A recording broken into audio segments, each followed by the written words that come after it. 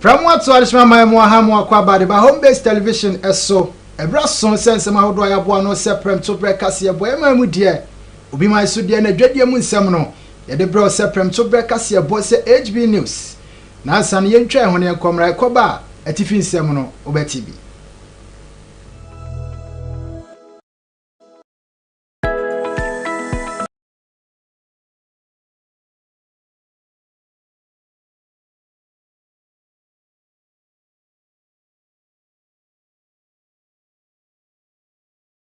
Young Tiffy and Samuel and Nebedi Akoteka Sienum dia na chese electoral commissar ajumakuo no titrani abedi achire eye bossman asare doctor na enodi nkuntabu atudwa ena anu ada abato ma wo biemu e wo man Ghana mu ha se obi biara wo ye Ghana de hye na uchiro wudin no behwe se ampa wudin no sa na tie edia na se wo se fata se obeto aba December 7th no ode ho nkuntabu nyina de ato nsentwofo animu ene nsem ni bedomu asukọ na yahwe de ekoso pa na yebakọ piemu watamale court ena anu ada parliamentary primaries MPP de ekoso wale ehun nsem se de ja eyade apani ba ko a ono ena osususe odi nkunim no nsem no kokodan court ema me no ekasa court de abetu dwa chesa de na pai enu ntino nominations wasan abie wale MPP primaries bibiara wa sefata emfakrata nbi na onto aban foforo no ho ensem yebebo awuram na yetimi age ehwemu sanso ena eno ane da pani okita frank akase de ma MPP amanyokuo no era baomia kopiemu awutu senya is na sekatsoa ene ne potem a nsem wade kwatu dwa ene se senka wom eba no initiative wade tu dwa eche se obefisi na school no mapenda da John Dramani mama keka ho sensem a na so mkita omudie mu a womutimi edeba ya boye ehun nsem ebedomu asukọ sanso ena ne adwadie mu nsem so no ene fango ehun sensem ekoye papa fango ne bo no atia ba fom setwi ebeba awuram ni aginkyeremu we ni de kan bi awiai ejina mu ede braw se pram to breakfast ya boye ntwa ho ne komra ekoba ebedomu asukọ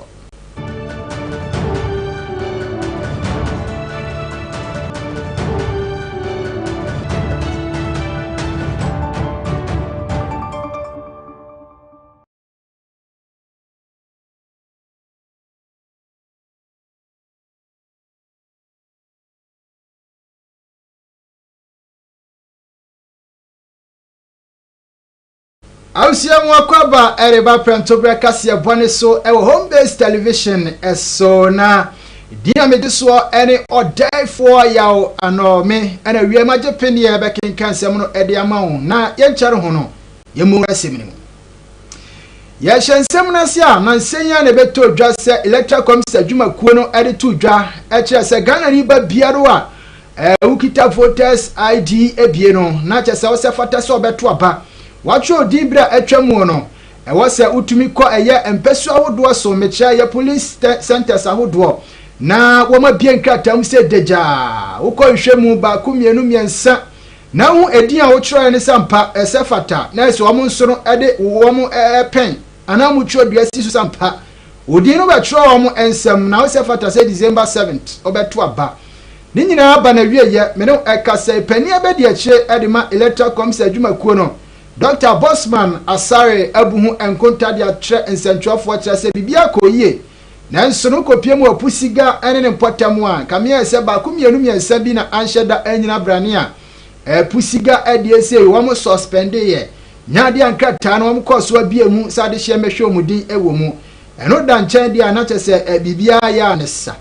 Yewra Bossman Asare enkonta buo bra ne nsentwofo ehia so kwa koje okwa pagosia edi amomo ti electoral commission so yete ye tu mu na mo ne aye hwehwemu bebre hwehwemu na ye dikan ye na ama ye district officer wo kusiga hono ya ban suspension se ya ye kase enye onu na wo office ho na apart from that no so yegusu aye investigation ye invite the say ye pese ye tie de numasem ni ewudie e ko so wo kusiga enam transfer na e ba so so. Beyond that, in the Asaka, I say, electoral commission, you may get a yes now. Bibia, Biano, a bit, you may not that Quemu Pepe, ɛnyɛ yɛn nko ara yɛtu saa na mo no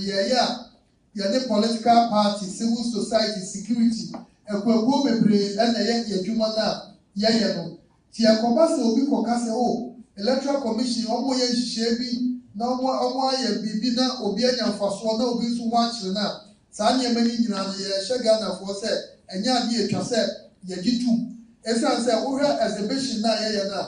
a exhibition no ne botaeɛ nyinaa no sɛ yɛde register no yɛda register no di na obi yɛ wo sɛdeɛ register no ɛteɛ na mfomsoɔ bi wɔ register no ho a kò ní bi ka sɛ ne yɛ akɔrɛte ti exhibition no a yɛyɛ no yɛde yɛ for corrections anka register no yɛ pɛpɛɛpɛ a anka mmara no nhyɛ yɛn sɛ yɛnyɛ saa nsesaeɛ no ti yɛde register no ɛbɛkyerɛ Ghanafoɔ a na wohwɛ no ebia na odi na amɛyie ebia baabi o register asiɛfoɔ nkɔ ne kɔto ɔba no na yɛntumi afɔwɔ akɔto hɔ ti saa nneɛma no ti na ɛmɛ yɛyɛ exhibition na saa exhibition na nyɛ afia na hyɛ aseɛ efiri 1992 deɛ ɛhyɛ saa de n'ase nti yɛ register bi a yɛ exhibit register no sɛbi a ɛyɛ mfumsuo bi a ɛwɔ mu biara yɛbɛsiesie no ti deɛ electoral commission pɛ sɛ Ghanafoɔ nyinaa so te ne sɛ 2024 elections na ɛbɛyɛ no register na yɛde bɛyɛ adwuma no ɛyɛ register kyerɛ egyina ne nan so agro ni bɛka sɛ ɛyɛ robust ɛyɛ credible ɛyɛ register obiara ɔtwerɛ ne din biara sɛ ɔpɛ sɛ ɔto aba biara no saa nipa kɔ no ne din bɛwɔ mu baabi ɔpɛ sɛ ɔto aba no nso biribiara nso ɛbɛwɔ na biribiara atumi ayɛ kama ɛne ɛsan ka biribi sɛ na sɛ yɛte sɛ baabi wɔ hɔ a wɔn yɛ transfer no numbers na koro so na deɛ commission ka nyinaa ne sɛ numbers na koro so deɛ kɔba yɛ ne nyinaa. ɛto asɛm ne so ɛmfam ɛkɔpie mu ɛyɛ ɛwɔ yɛ walewale atifido mantam na ɛna ano ɔda primary sɛ kɔ so ɛwɔ atifido mantam walewale no ɛkamea sɛ mentimi ho ase bi ɛma ne homre so ɛbrɛ a Dr. Mahama Kabiru egyina yɛ ɛna kyɛsɛ ɛyi emrahye bedwani ano no ɛwɔ yɛ walewale ne mpɔtam ɛnso ɛyɛ hajia lareba na wei ɛna kansie yi ɛba yɛ nipa yi emienu ɛntam a ɛkɔkɔ yɛ deja ewi akyire no na kyɛsɛ ni nyina mu no Dr. Kabiru wanya ɛma no ɛyɛ ahasa aduanan ɛne enum 345 ɛna afeso no ɛyɛ hajia lareba ɛnso ɛnya 338 ahasa aduasa ɛnwɔtwe na no ɛna hajia lareba wɔno yɛ mrahye bedwani ɛdema walewale ne mpatam ɛkyerɛ sɛ osusu sɛ electoral commission adwumakuo no na afeso no Dr. Kabiru wɔn aka bomu ayɛ baako akomiti apam ho afa kwan bi so a sɛ deɛ wɔn kyinkyim ma no yɛ ɛma no wɔdwen wa wɔn te aseɛ opagya asɛm yi atabiriɛ ɛde kɔma yɛ Tamale court ɛma court ɛna ano ata 24 June no wɔkyerɛ sɛ asɛm ni die ni nyina ba na wieyɛ na deɛ akɔyɛ nie aban wɔbɛsa to ne bio a kyerɛ sɛ okopie mu walewale a nominations wasa bie kyerɛ sɛ obi a ɔsɛ fata ɛwɔ MPP amanyokuo no mu a ɔpɛ ɛsɛ wɔde ne ho ɛhyɛ primaries no mu bie ni yi ni sɛ candidate ɛwɔ walewale abato mpasua so no wontimi enkofa nkrata me no kasa yi enya ade a MPP amanyokuo ɛwɔ walewale no watimi ayu am candidate na emom na fei ene wo fa forms no ahwɛ sɛ obetimi ato abano efofro wei aye ruling a etimi eba so eno ne da a wei no MPP fo no ede eba be adwuma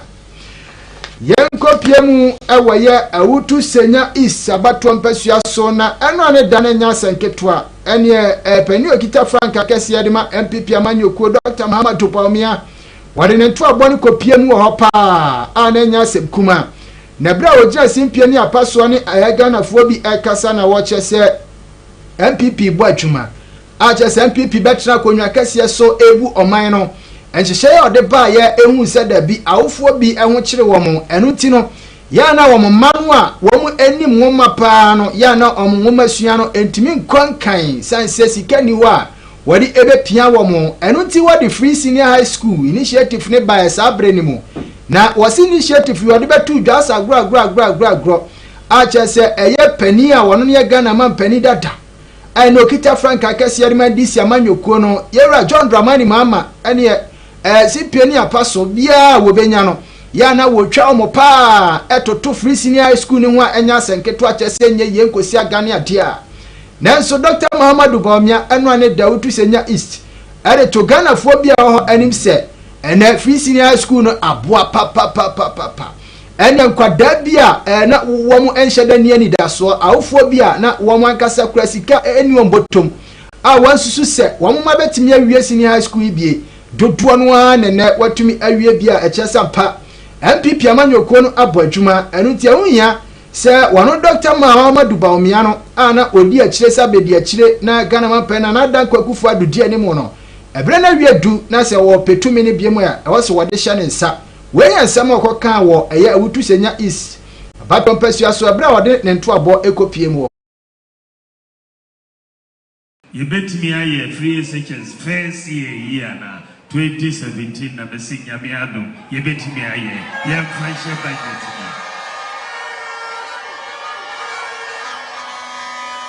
ena yedi share budget mu 2017 efie wotwini yenkoda nyina omoko senior high school free anka yetie omampenyi dada anka ene yewo free SHS anka yedi free SHS wo Ghana na uhwe nkoda omwako school ene free SHS at government yebaye na total enrollment was free SHS na 800,000 free said from independence 1957 eco C 2016 now you were 800,000 students 60 years 800,000 students yebeye free SHS eco C 2023 7 years enrollment no apeja from 800,000 to 1.4 million students.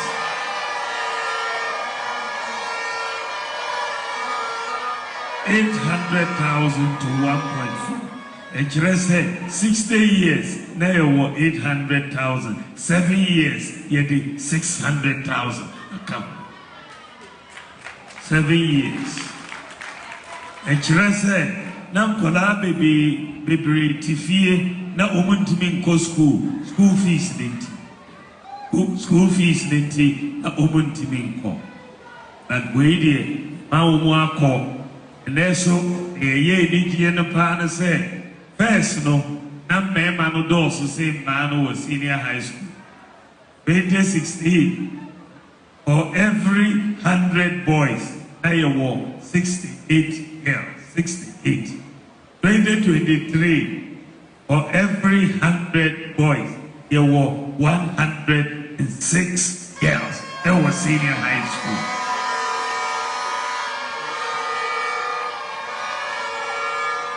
Anya gender parity. The year me denoso say omu performance in the exams no so apeja. Openia no si epe ene ne mrahye bedwani a wogina mu edema awutu senya is abato mpasua so onimonyamfo ha wa kumsin eto aso chese MPP amanyokuo no aya amanyokuo a oto aba edema no a ya na woboa emampuntuo patimi fa ntuma pafra ene yenim kura no ye hwe eye eneyi Ghana se de mpuntuo atumi agye babia no a na mpa ese fatapa se Ghana fo mo amani da ho na ese December 7 no wasan edi 2 minutes shom sabiom na se mpuntuo yi ha ebuso pa e wo man mu a orumunyamfo ha wa kumsin a che ensem no mu sei. I've always preached peace and nothing na mu hu say the war me ba ba masekan no if you have che ba ye na man kasa and I know that we are Swara Bompire, I'm a Sunday at Nakaswa. It is saying I made a partner with me. Now Sunday, you are rather my Juma. A Sunday, Nikaswa, Nayadana, my Juma. It's a year Sunday, I didn't put you our Kaswa. It is a what our consider Yedia, I assume. What our consider Yedia, I am put you. What our consider Yedia, I am Coswa.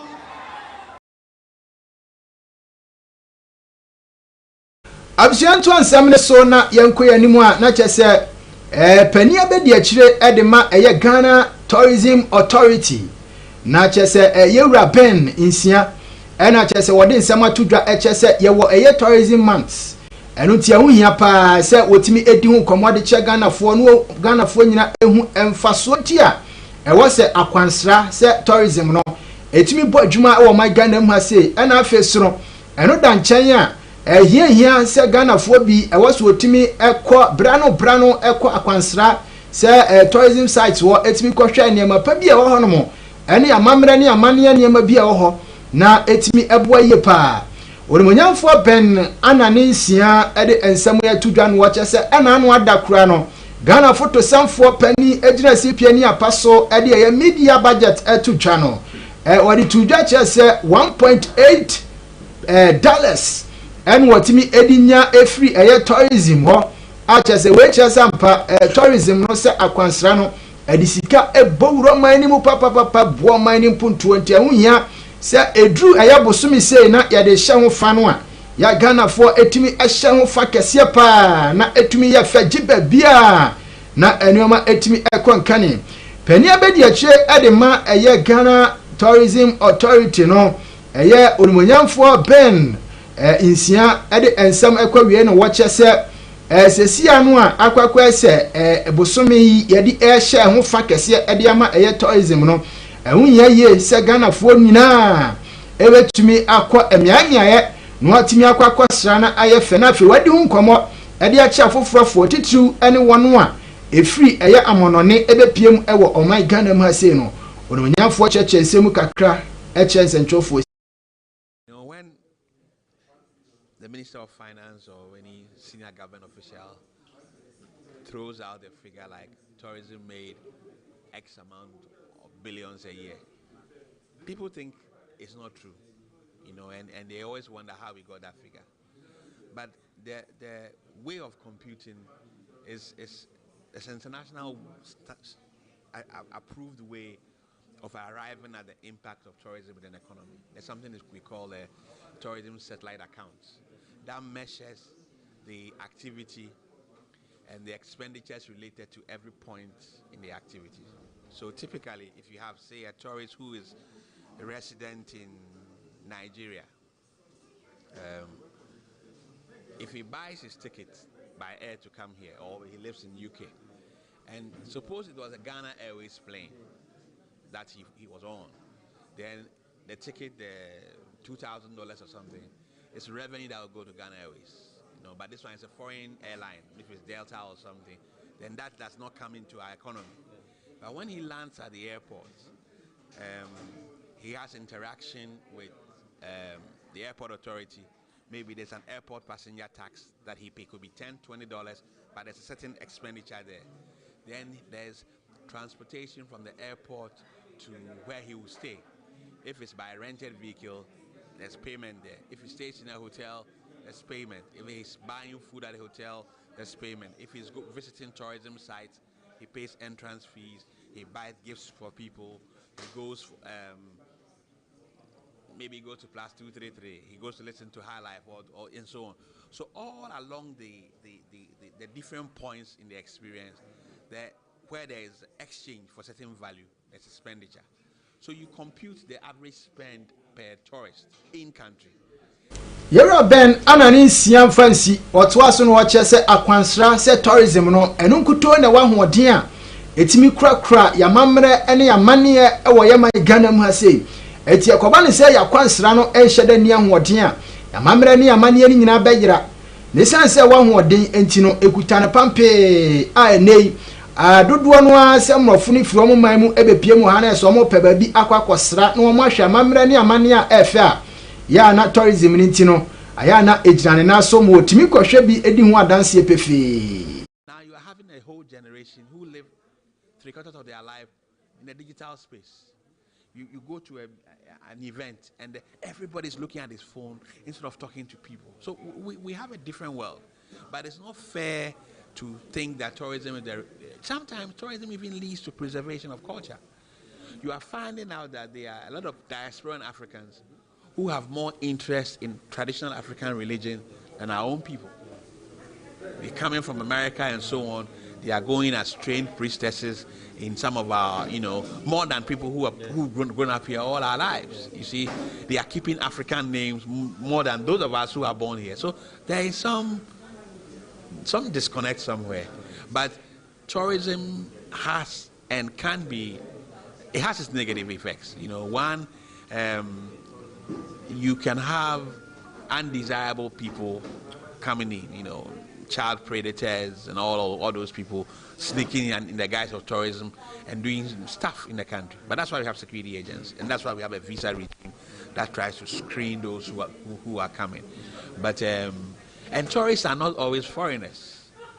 You see what I'm saying? Okay, foreign. I mean, how much impact can a Nigerian or Togolese? Emfa kasia ne enkopie mu ewo Madina abato mpesua so anache se emrahibedwani a ogira mu ewo honom ayo onimonyamfo Francis Xavier Sosu na wode no ahye nwumasua mu ye pa apani atumi aye Sosu best teacher awards na chese watumi abo achechefo bia won mpesua so abaso ye pa chese achechefo ho ewo mfaso eno na ebra na dwumadie ekoso na wotimi hwom animonyam kesiese no wode atu dwa chese achechefo sefata said breni abri nyina na wosaban etimi twa na omo ani etimi ehwa achechefo sense enyo omo a ene nkwadai ye hepa no obefa ena afenya achechefo nso a enkienhye da ni oman animdiefo bia eno nti ya na wono no Xavier Sosu Honorable ya no otese achechefo bi tempentenkwa chese condition of services no wom ensan kane ade no a ya na twa ne surumu papa nti wo stress aban wontwa na ni hwa achechefo sense wom so sefata no wom so ena di akote ye pa na dwumadie no ekoso sa no onimonyamfo Xavier Sosu etimi ebo abaso a chese achechefo won pesua ne so a wobone momodin ye pa won pesua ne so nyina no ka mono twea de enka nsuo da eno wode bo na baso eno da nchen a yo to so mienu enso motorbike bie fidie tetafo eno ene yede ebo na baso ma de yo to so miensan so refrigerator yatimi ede ma no ana efe ye pa pani gira so kire se achechefo nkoso nya adwuma sanse na ni kwatwari an hwensantamo ene na de hye bia won eka no ho bia won ehwese eye empesua betimi agane naso eduwa ani ediwa mu achi se breni abri nyina no obetimi ahwe omunyuma pa no watimi abo mo ho abaso tima teacher for ye ewo memu ani anim se teachers no dodo na ne ye appreciate wom enti bibi kakra obetimi aye the appreciate no ya de a eso mo ani teachers bi ohonom parents are omobuefu timi ko school mu kwa akobru teacher say teacher no air discipline nemba enti teachers they are at the risk of ejuma womoye ti ho be hia say di obuo mapa edi be ma wom na akwanye bia ye benya ye be recognize yom no ye be bomode say be recognize yom enu nti na saa so best success award ye di aba no kranya meanim me call US be say last year no menya partners kwa wo US a o moye crowd say the next edition of best award no obi oba wini bia no ye benya exchange program e di ama wom o me ko di be say 2 weeks e wa America Omudibia na America teachers so ma ba Madina na omunso ani Madina nkola so that there will be exchange programs sir afi we no esa say program no akwakosi election yenti no yentimi enwie MOU na bebo ama nanka omo wini beko sa US no ba me say program de class start here omo wini de nyina ye de omo nyina beka ho na omo timi experience sa cultural exchange no so that it will not be only winning in Ghana ba ombenya akwenya ombetu kwan a ebebo ma expand wo learning skill learning opportunities no ombeboa na omo so edi jumedi ebeba sense say yeah but this is abaso no must not be limited to only one particular constituency yeah there apani anu si yepe esanse ne ne achechefo eda ayehyo manimonyam kase eti no eyade a pani ba ko a ono no president edema National Association of Graduate Teachers na no ne na grat ekuo no onimonyamfo Angel Kabunu eni kwatwarisie enhwesantam bedi adanse hu sampa onimonyamfo Xavier Sosu aye no eso ani ekonkan ye pa etiwa no so adi akasamu anaso onya akwanya no wode eye afutuo nsam na de ma eye emrahibedwafo ndodo no a sebreni abre ano no ya na wom etonkra ede ma ban se omra mo nsra ban mu enye wom adom na de onimonyamfo Xavier Sosu ono no ya emrahibedwani wa Madina aye de ama chechefui MPs anase mrahye dwafo aka esua eya akebe boa pa ma chechefo so atumi atede ewo munyumadie mu. First time MP and the party war opposition to organize a program like this is an indication that the man knows what organization is one, and then he also knows the value of the teacher. For a member of parliament, our organizing program, I'm a teacher car, any other awards to other teachers, it tells you that if this man were to be in government, the story would have been different. So all members of parliament nationwide, a year program here on constituency, the training 270 cars would have benefited the Ghanaian teacher. Our awards at the amount. It's a huge motivation. So I would like to congratulate him, number one, and also motivate him in what he is doing. Abeni anu si yepe ene adihye bi a wo mote ndenne ewo eye adwumadie no asese bi a won enya refrigerators cars ne motorbike ebiere de po ma baso ne abasbode enketenkete bi a na edi akire no wo mo ani agiabro sunti no wo mo ense wo mo de tonsentwofo anim sei mu nyina ase ana honorable Francis Xavier Sosu ya ade pa because who share other MPs now although obi aye bida but we there car you see we do obanya car although opposition we chere say nyame adum inshallah na ni party ba power ade obeye madina beye krabesh yenkopie nwon prae so abato mpasua so a onmonyamfo opoku ansa ena emrahye bedwani ewon prae so abato mpasua so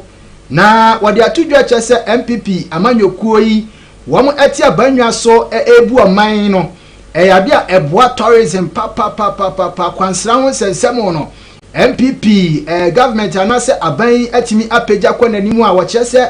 enkane bia atwamu na entesa na mfie nwotwe ewo MPP amamuo mu no eyade a tourism ayefe pa ononyamfo poku ansa ono no eyamrahye bedwani ewo ye emprise so kire ensemu ebra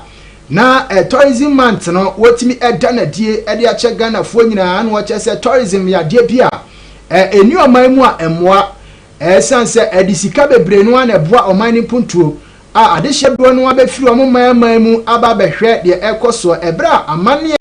ene amamre eho niema ekwankane nanso Ghana ya woni nyina bi enti yakwansra ho nsem no ebegira brane a na egira ban a oteso nanso wakansi ne bo plane se MPP aban yi 8 years no tourism atimi akona nim ye pa friend covid no ye hunu ehia say we say ye hwe the promotion of domestic tourism on say kanene ye kan say obi eco tourism site ana ko say o me free amano ne nkwan na ye de ama wo na o hwe the major transformation that has happened in the sector. I mean in December in Ghana the lineup of entertainment activities are lining up in December.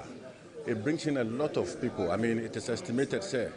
in the last 4 years, over 6 million people have come to experience tourism in Ghana,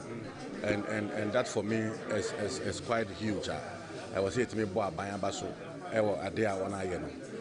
That said, the institutionalization of this September month as tourism month now, line up now, right from the first day of September to the last day of September. There are a series of activities geared towards promoting our various domestic tourism sites. This is not only the previous Kakum and the Cape Coast castles that we see, but this time there are several activities that are lined up. I mean, from Wa to Gambaga to Volta region, all the 16 regions of Ghana will be experiencing or be promoting domestic tourism, and I think it's something I was here to me bought a buy ambasso for it. I mean, in my area, we started Yonkokwa. We started it very small, but we had an invitation from GTA, and today it is appearing to be one of the biggest events. We have corporate institutions and brands wanting to come and sell during that period. So I think we have the potential to do it. And in the last 8 years, this government has given us an indication, say, when we do more, we can achieve more. But we need to also begin to invest in our various tourism sites. For instance, Obeko Baby, now there are very good tourism potential and but because they lack very basic amenities like washrooms.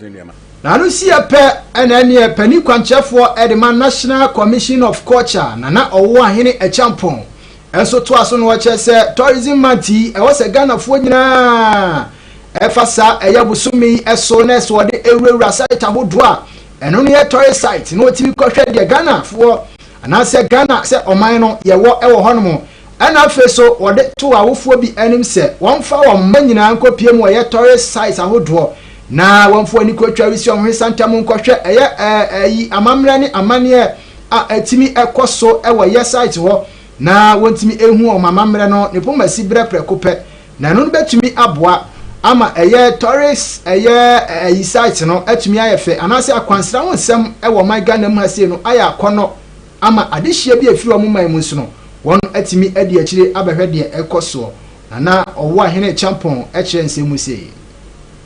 It can't say,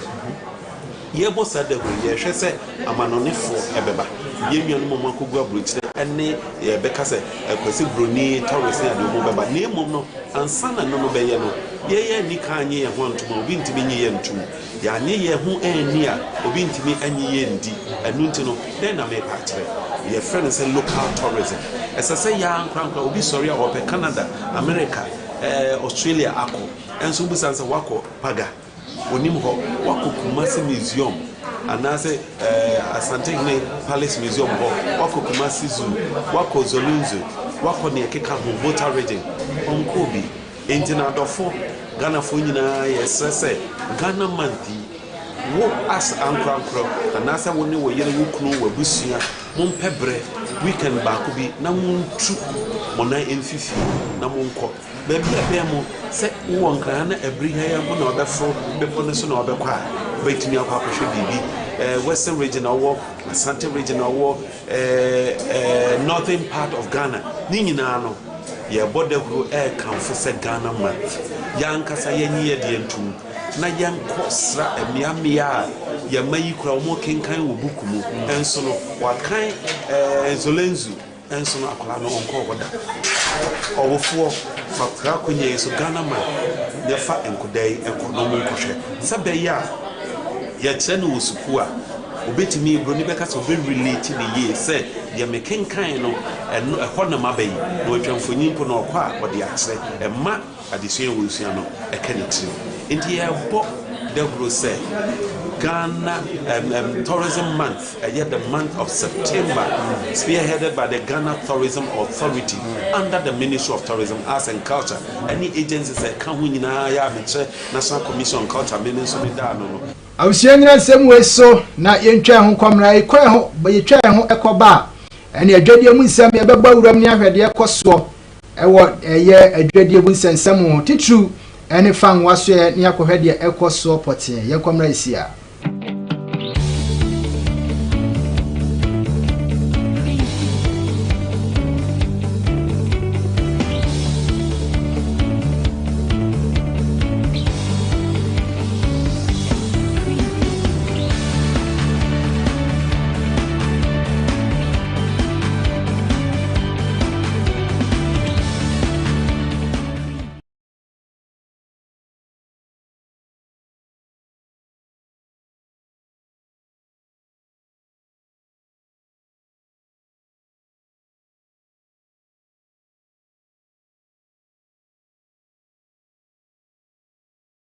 Absiamu akwa ba de badwadie mu ensem eso na ye bawura mu tempa so de ana chese nwumaku awodo a edifa nwo hu dwa e de ababa tu dwa anase wahyase mpo etetefa nwo ebo so ameno ekasai okopomps ahodo so se okwakotofa nwo ibi agu hyen mu a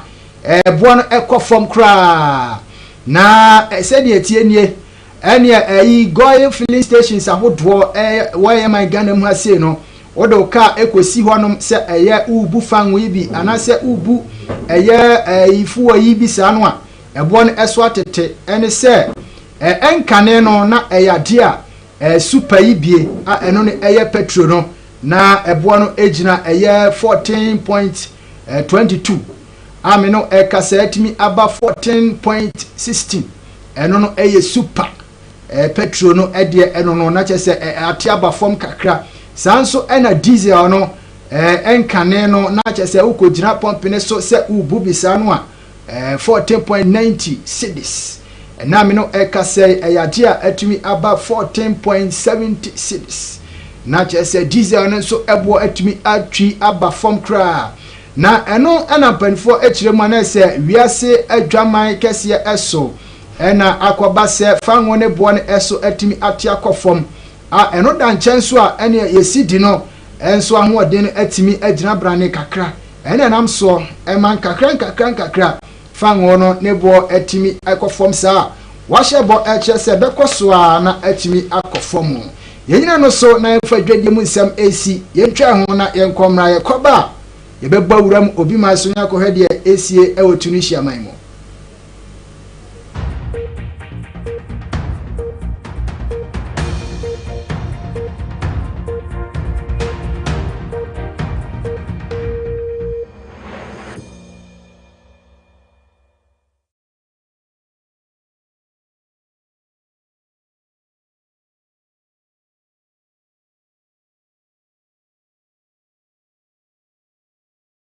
Absiamu akwaba eriba obi manso ensemu anane Tunisia ana yahwiri akwakodru na abato adwumakuo leta komisa adwumakuo ewo Tunisia mam no meno ekasa yade a enei watumi age peni asama nyokuo mienu pe ana etumi en contest eyama pani a woteso na eni se wom aguso ayom ntoto yese be ya October abusumi wom hwani mu so ba timi akoto aba no eye 6 October eno ma bato betumi akoso no amanyoku awudo bi ensemu anase ne ye bia woda na die na ense emfata no ekase de nwotwe kra ena ne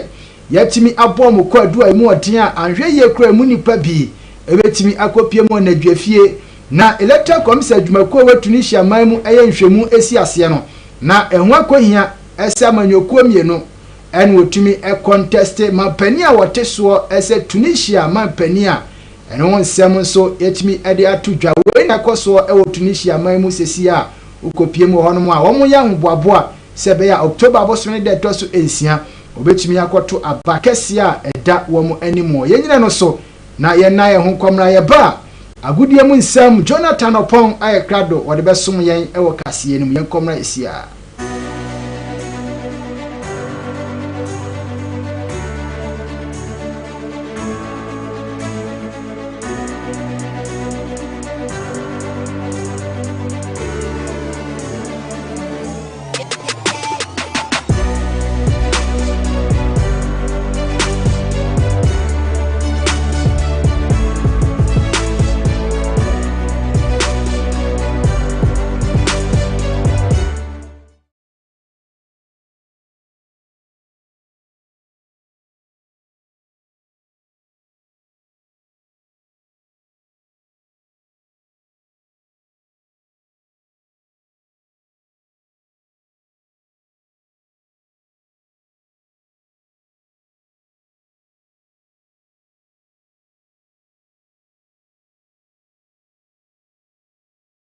Ghana Shabere Masi Asawa Kwaba HB News and Amunigusa Mosha. Our Kensi Musem Anambra said it to Akasebon so Eddie Emma Midday Eddie Jonathan Opon. Ukopiemu our Colombia FIFA Under 20 Women's World Cup etimi Ashase Indra Enumbre Udweni Eburima Black Princesses Omutimi Esha Omu campaign ase Omune Austria Ana Eddie Ebuin Omudin Kuko by 2 goes to 1 Stella Nyamiche and etiminya the consolation goal or the 9 minutes of the game Eddie Emma